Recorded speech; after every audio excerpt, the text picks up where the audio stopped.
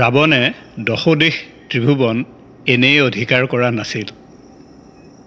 অযথা বন্দী কৰা নাছিল নৱগ্ৰহ বা সৌৰমণ্ডল।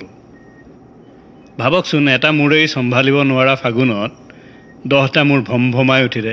তাকে নকৰি কি কৰিব ৰাৱণে? ইটো মূৰৰ নাকে হাঁচি মাৰিলে সিটো মূৰনো ৰৈ থাকে কেনেকৈ?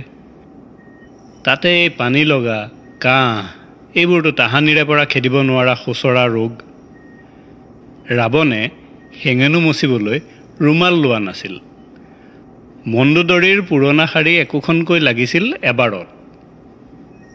বিদ্বান ৰাৱণে শিমলু মদাৰৰ ৰঙা দেখি এফাকিও কবিতা লিখিব নোৱাৰাটোওতো কম দুখৰ কথা নহয়। সদায় গ্লানি অপৰাধবোধৰ হেঁচাত আছিল ৰাৱণ, ফাগুনী কবিতা লিখাৰ ব্যৰ্থতাত। আমাৰ এটা মূৰৰ বাৰু যেন তেন, কথাটো ৰাৱণৰ হ'লেই যেনিবা অসুৰ। 10টা মূৰৰ মাইগ্ৰেন কি ধেমালি?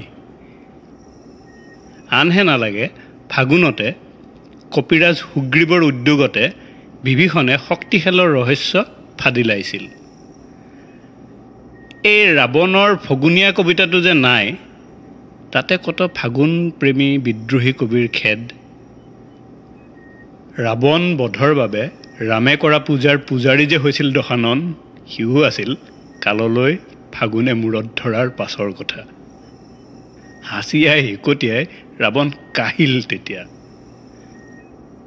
আপুনি আপোনাৰ হকে বিহকে বিবেচনা শূন্য হৈ পৰা মূৰত ধৰা বছৰটোৰ আটাইতকৈ শুকান দেওলগা মাহটোৱেই ফাগুন।